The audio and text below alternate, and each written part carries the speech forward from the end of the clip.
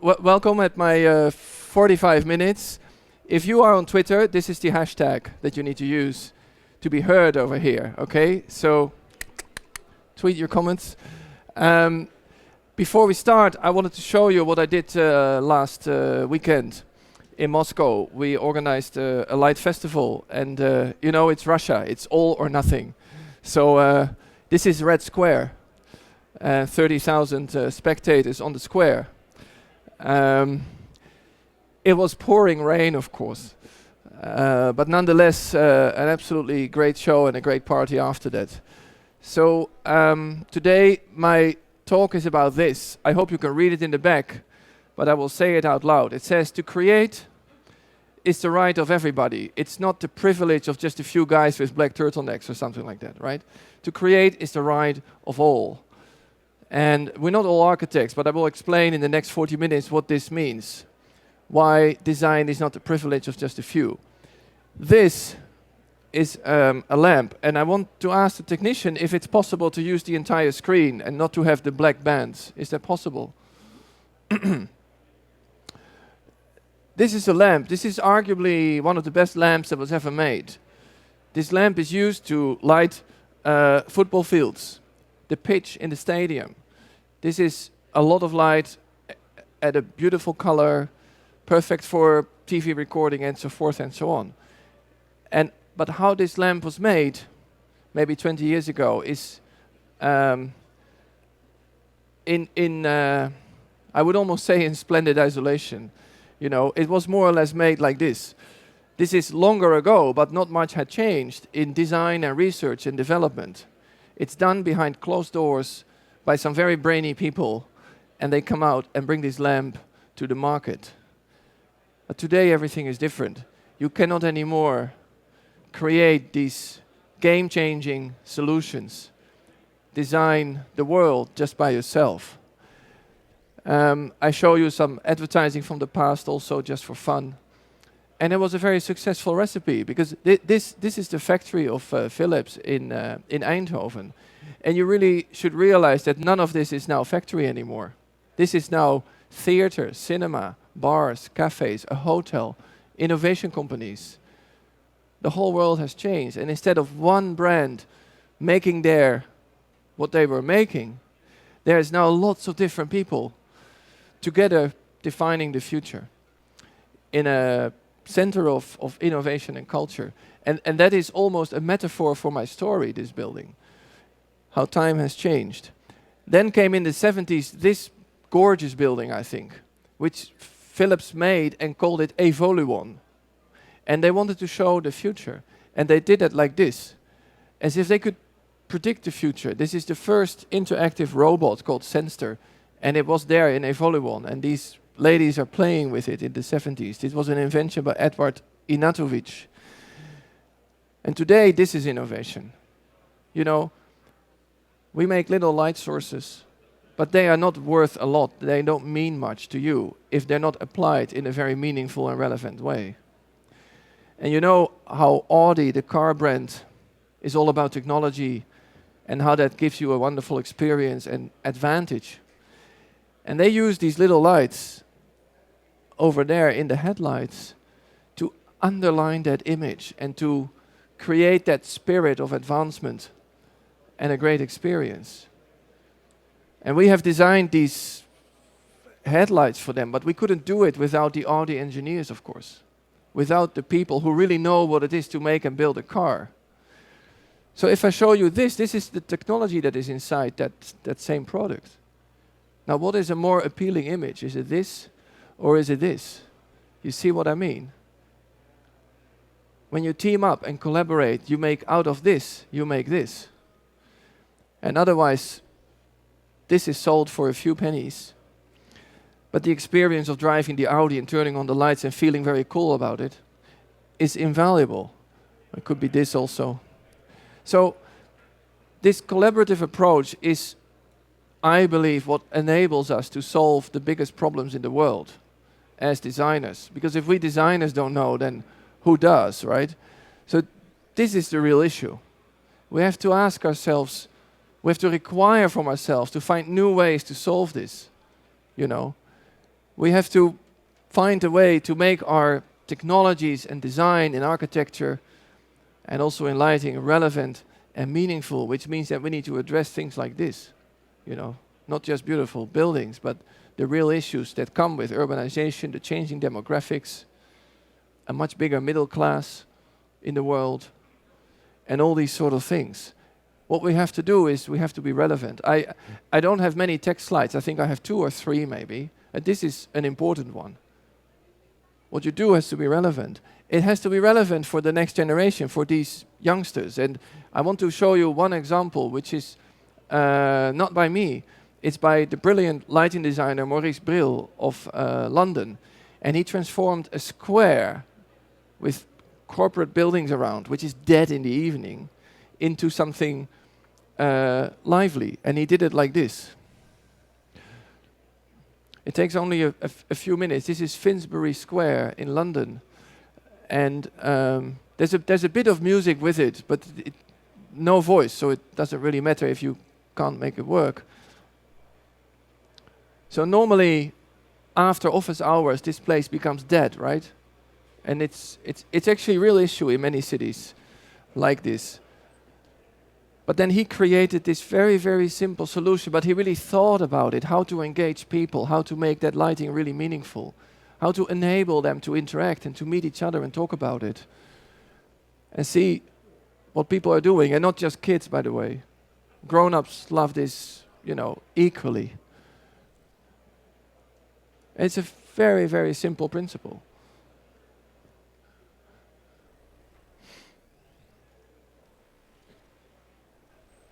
But I think it's amazing how relevant that has become to Finsbury Square. And I don't really care whether these are Philips lights or Osram lights or other lights. I get just very excited about the thinking behind this.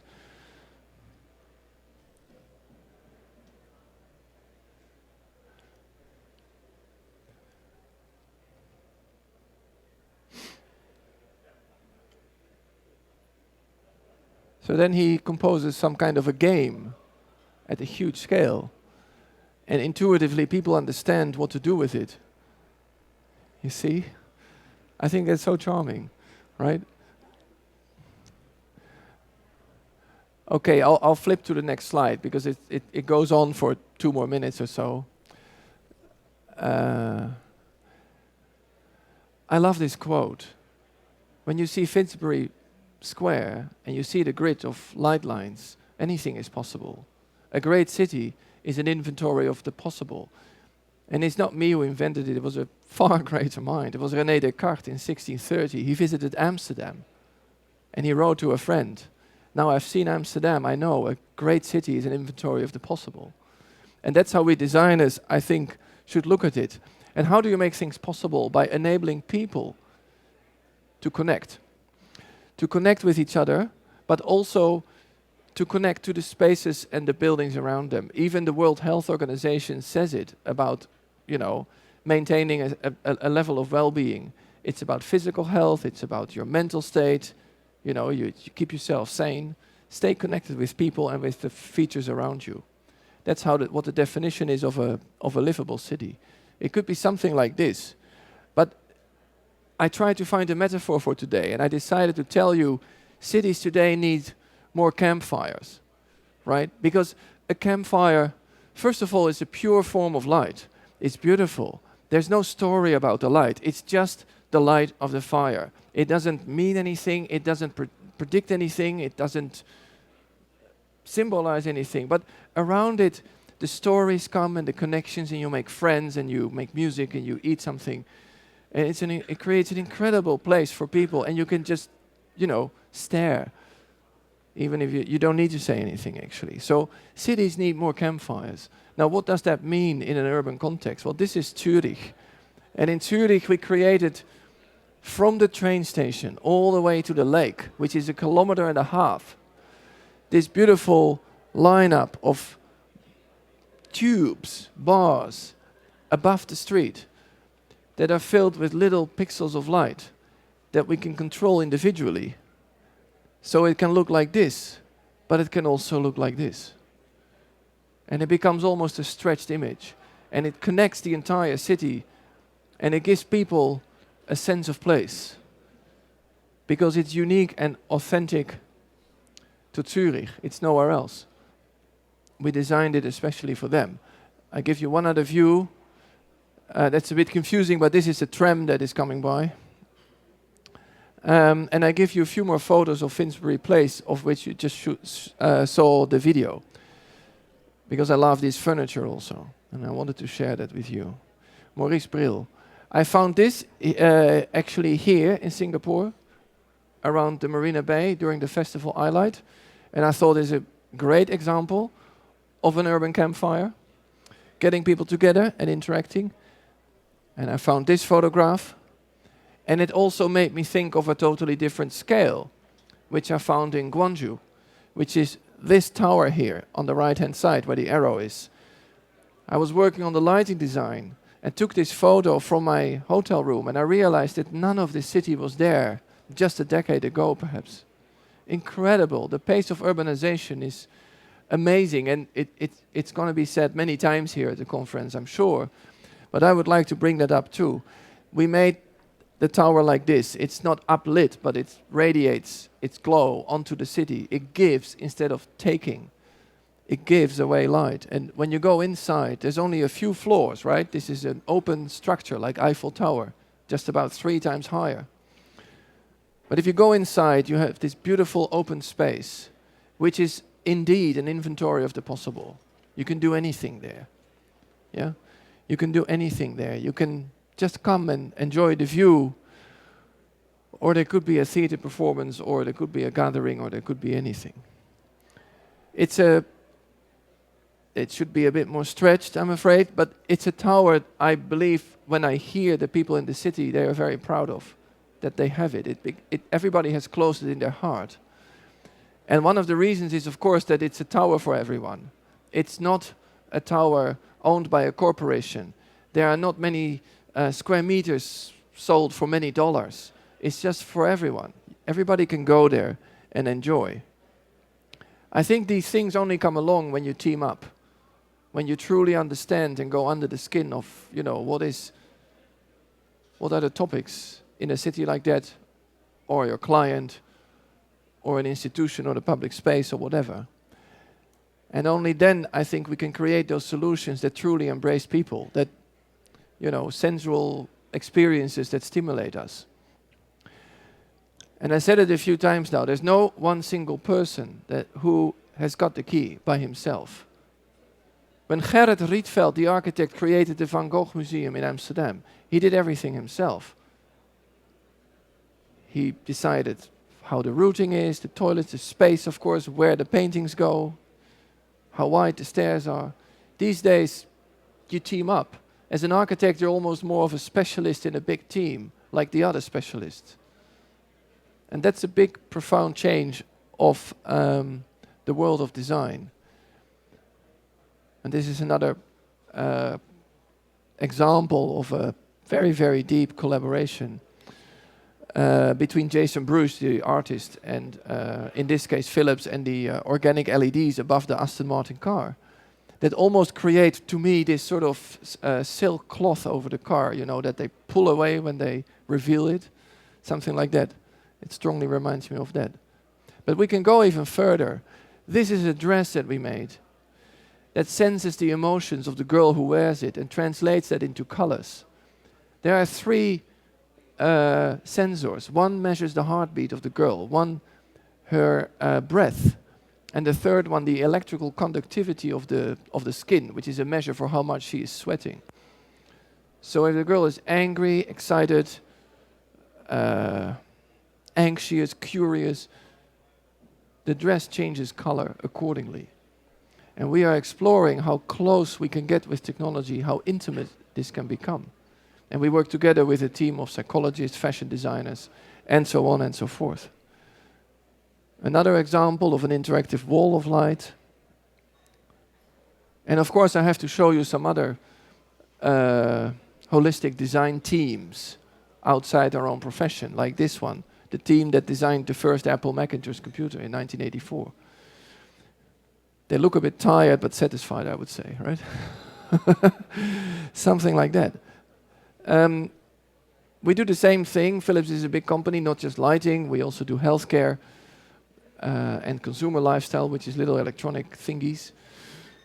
And we try to make these experiences for patients as pleasant as possible by creating an ambience of color, music, and image around the body scanner in the hospital, which is not only more pleasant for the patient, but also dramatically increases the success rate of the first scan, which means you can go home faster, and it's more affordable, and the wait list is smaller.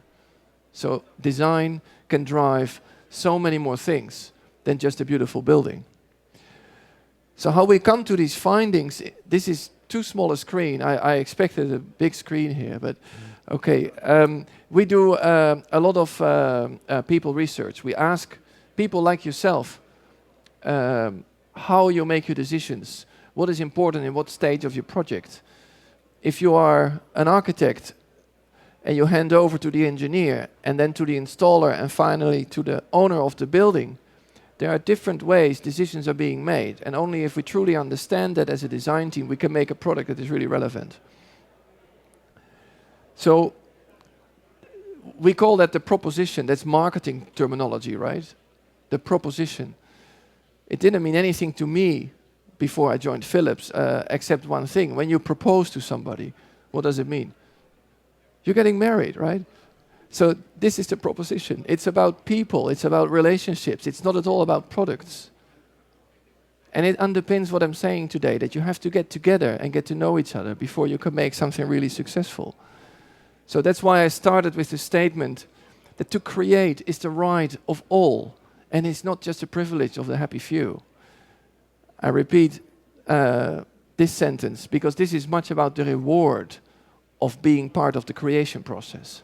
It's incredibly rewarding. Everybody in the audience who is a designer or architect agrees with me how incredibly rewarding it is to create your next project. Consuming is nice and satisfying, but I tell you, creating is far more rewarding.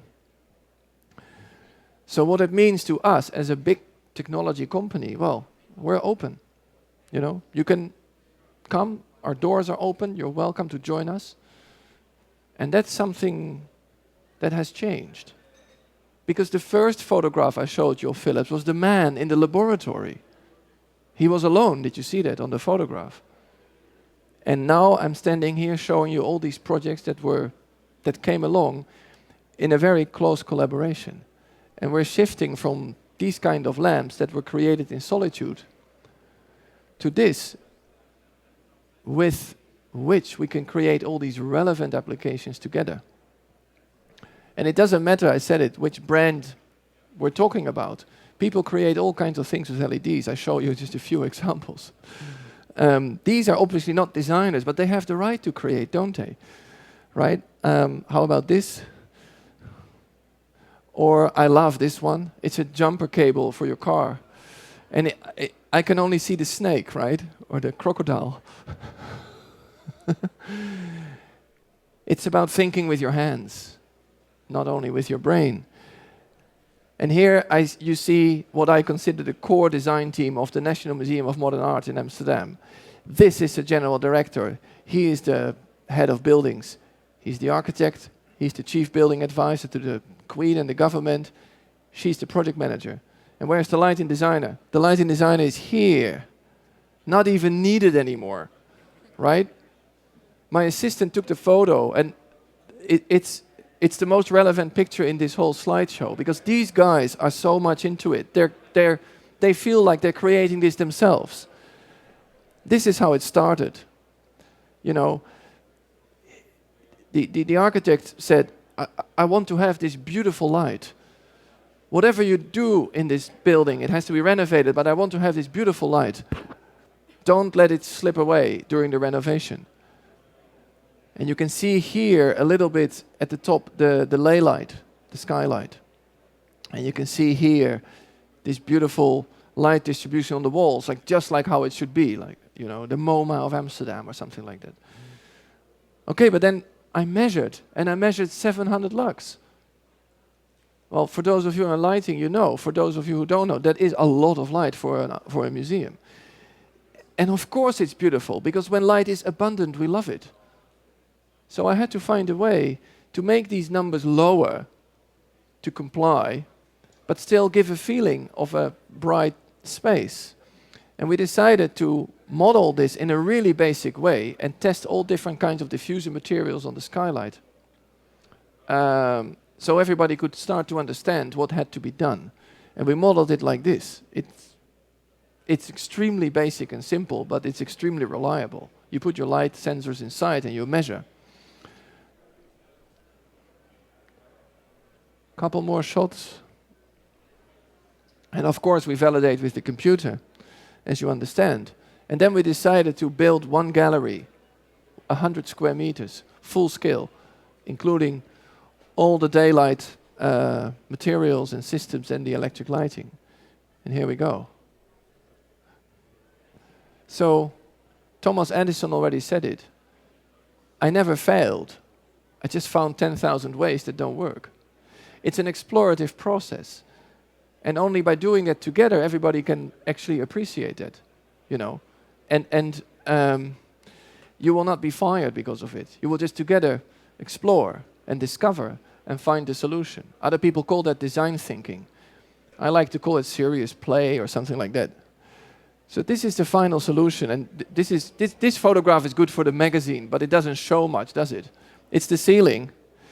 This is one of the corridors, but here you really get to see what is happening there.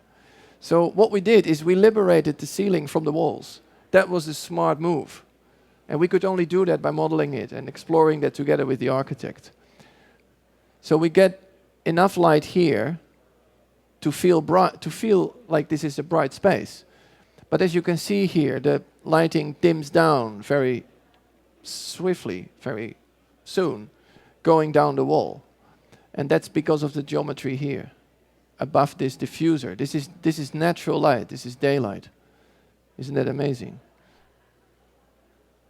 So, these are the first photographs. The museum opened last week. You're the first to see it. And that's the new extension to it. So what it takes is a team that very closely works together. Almost like this, you know. If you forget one bolt, you're in deep trouble, right? That's the same with us in design. So my second text slide, and I promised you only 3 or so, is this one. Yeah. The first one was to create relevance. The second one was to do it together.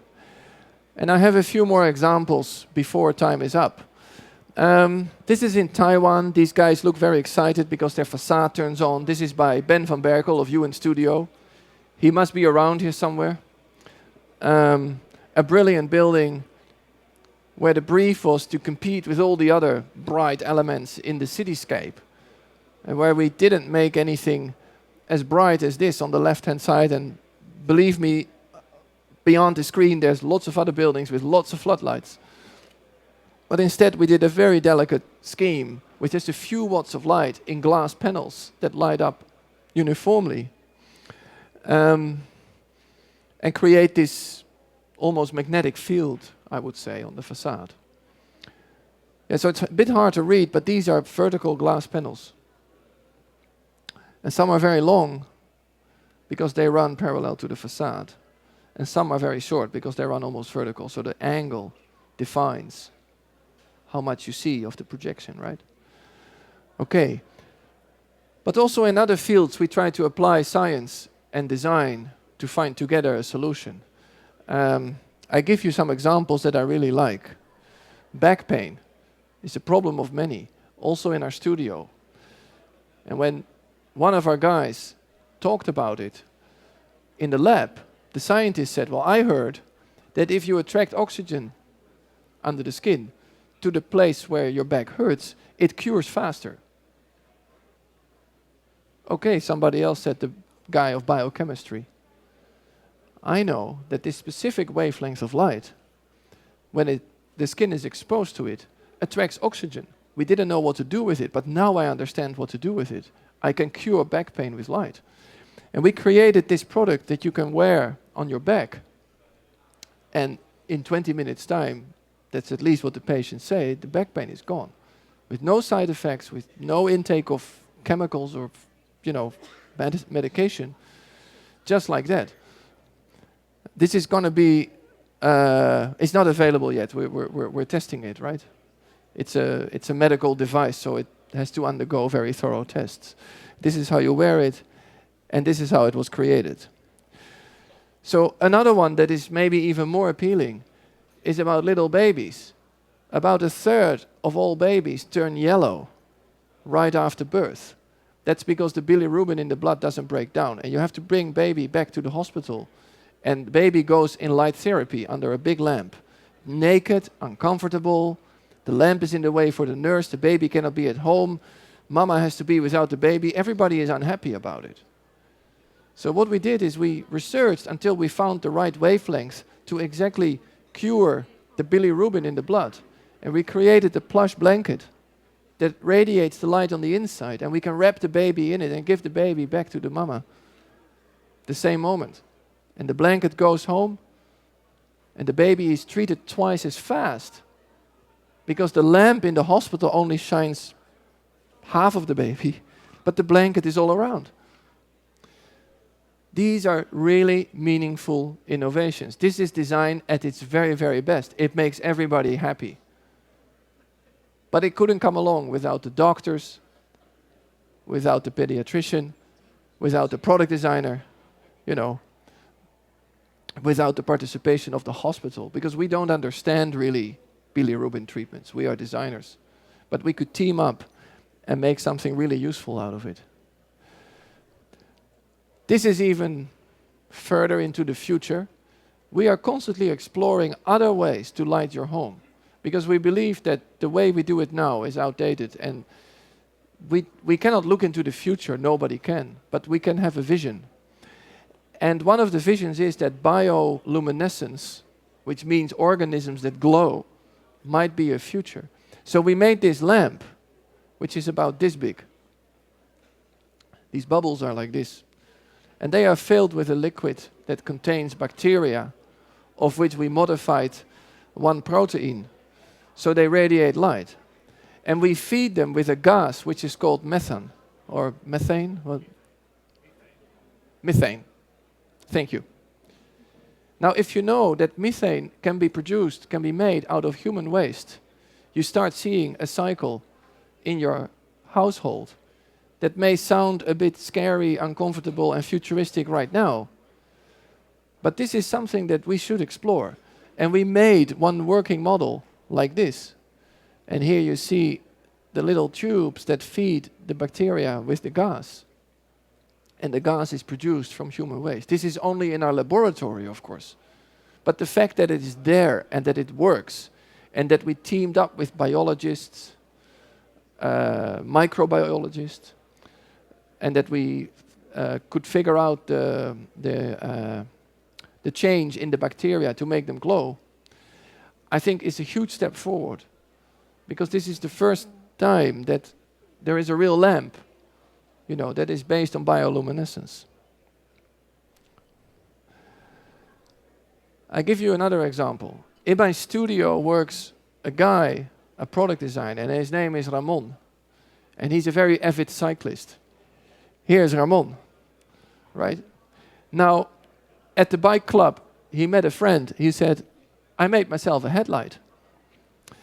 Because when I go on my all-terrain bike training at night, I need to see far ahead because I go fast. Okay, Ramon said, how did you fix it to your bike? Well, I fixed it like this, Okay, how do you power it up, Ramon said. Oh, I power it up like this, Okay, Ramon said, we can do this better, Why don't you team up with us, product designers and lighting technologists? We get an optician in for the lens. You tell us exactly what you need, and we'll create that light. Well, the cyclist said, I want 80% of the light to go on the road 70 meters ahead of myself, but I don't think it's possible. And I want 20% to go up, because there might be branches there, and I don't want to hit my head while I'm cycling. Okay, Ramon said, here we go. And we created this, which is now available. And although that's a very niche market, because this is about all-terrain bikers, off-the-road, you know, the real tough guys, extreme sports and that sort of stuff. But it's a tremendous success within that specific target group. And we could only do this because it has a very special lens that does the 80-20 thing that the cyclist asked. And it does throw, indeed, its light 70 meters away, ahead of you. And it works great in the city too, actually. You feel very powerful when you cruise the canals of Amsterdam, being able just to look across the water with the headlight of your bike.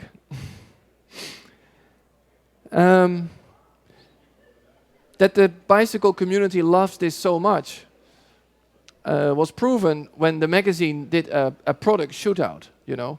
They put all the lights available on the steering bar and they reviewed them. And that looked like this. This is the one that Ramon made. And we take it even a step further. This bicycle, which is now available, has the light built in here and here. And the photovoltaics that charge the light during the daytime are also in the same place, here and here. So there's no wires anymore, there's no lamp anymore. And for a city bike, in a rough environment, these are the parts that typically break, the things that stick out. And we eliminated them. So we could only do this by teaming up very, very closely with the bicycle designer, of course. It looks like this. I took this photo in Vondelpark in Amsterdam of the bike just in front of me. Shall I show you one more example or two more perhaps? Yeah, you're saying yes? Excuse me? Yeah, I'm talking for 31 minutes now. So, okay. So this is a classroom, like a very typical situation in Europe. But she's a little bit asleep over here, and I don't know what she's doing. But it doesn't really look very active altogether, right? Now we learned that we can help kids to learn better by giving them good lighting. We didn't know that ourselves. We know how to make good lighting, but we didn't know what is good lighting. And we had to talk to the biochemists and the teachers, to understand what is really relevant in the classroom. Because when the kids make a test, you want them to concentrate and not to be distracted. But they also need to develop their social interaction. And then you want them to open up and be, you know, social with each other. And there's time for relaxation. And sometimes they're a little bit too active, especially the boys, and you want them to sort of dim down a little bit. So we developed different light scenarios for these different situations in the classroom. So we don't relate the changes of light in the classroom to the sun or the time of the day or anything like that. We leave it up to the teacher, and that makes our solution very unique. As designers, we thought we have to team up, and we put it in the hands of the teacher. We developed an interface that allows the teacher to choose an activity, test, social, relax, I don't know. And the light changes in a very subtle way, depending on the activity that the teacher chooses from the interface. But the impact is tremendous. We're following more than 700 kids in the age group of 8 to 12 years old. And just now, before the summer, they concluded their year with marks almost 30% higher than the year before. So that's an amazing result that is purely based on suppressing melatonin in the blood cycle using certain wavelengths of light when it's needed and allowing them to release the melatonin when they can. Because melatonin is the hormone that makes you feel relaxed and mellow and go to sleep. So it looks very ordinary, nothing special at all. This is a different lighting scene. And yeah, sorry for the small screen again, but here you can see how very, very small the differences are. This is the normal state in the morning. This is energizing, I would call it. This is for concentration. And this is for rest. And when the group of kids is like overly active. Amazing results. And we never thought of light having so much value in education. We had to learn that also. Well, this is my favorite one, perhaps. This is, of course, the Night Watch by Rembrandt van Rijn. There are 4 paintings in the world that everybody knows. Mona Lisa, Sunflowers of Van Gogh,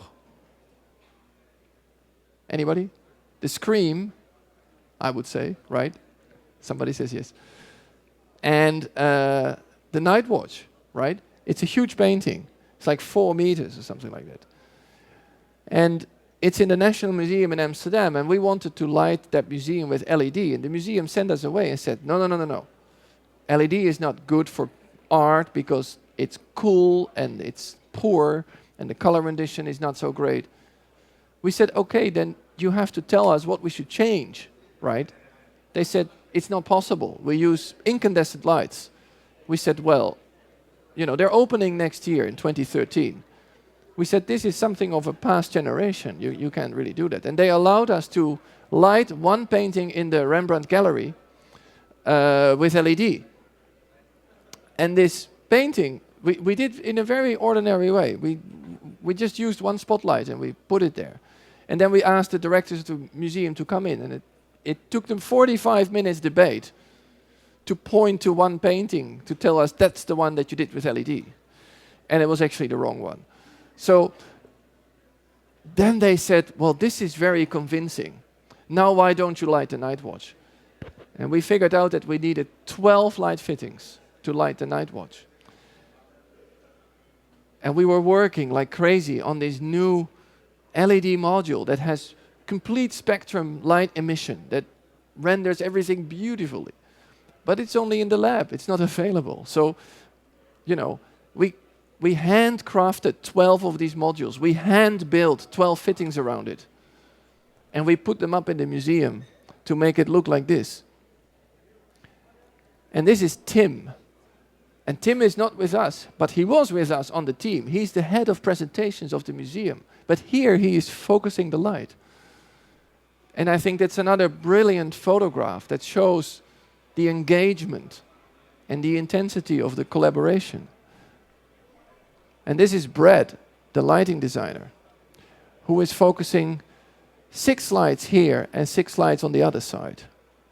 And then he measures, he commissions, he measures carefully what is going on the canvas.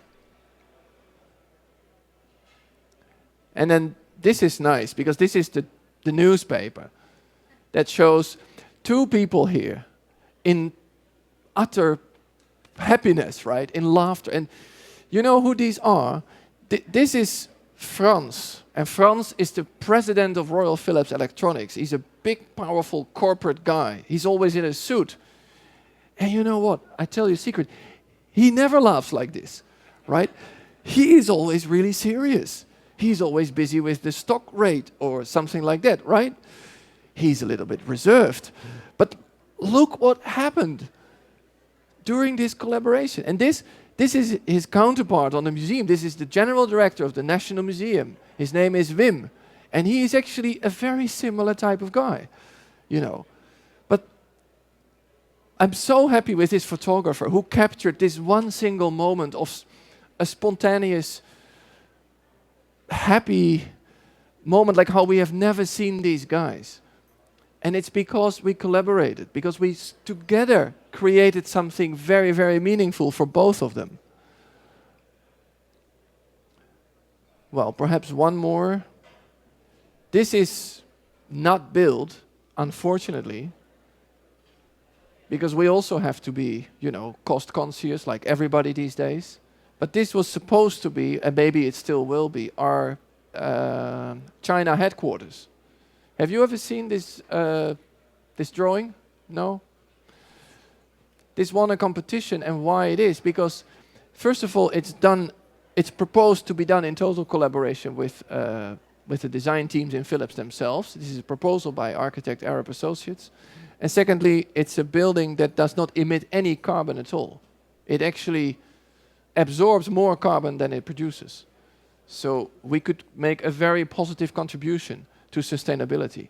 And for me, sustainability is, of course, this, and you can't read it, it's too far, but it says all the hard stuff, you know, energy, renewables, water, materials, waste management, and all these things. It all circles around zero carbon, sustainability.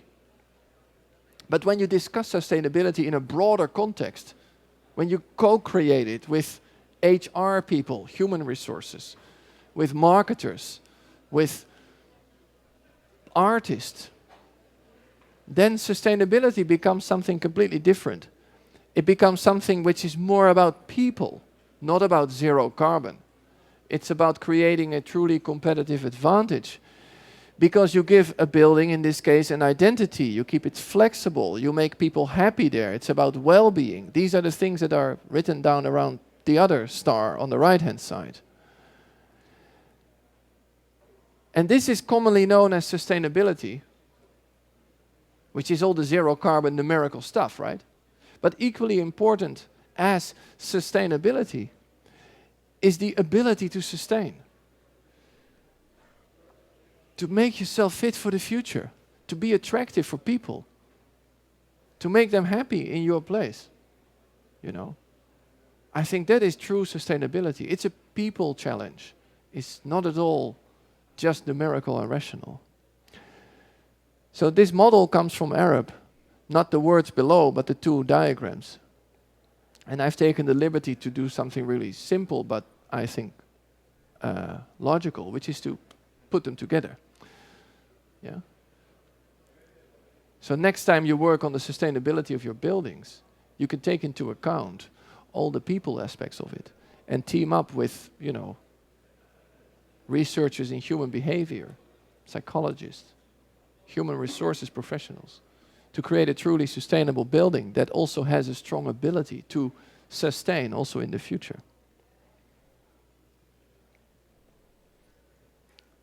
Well, I love this.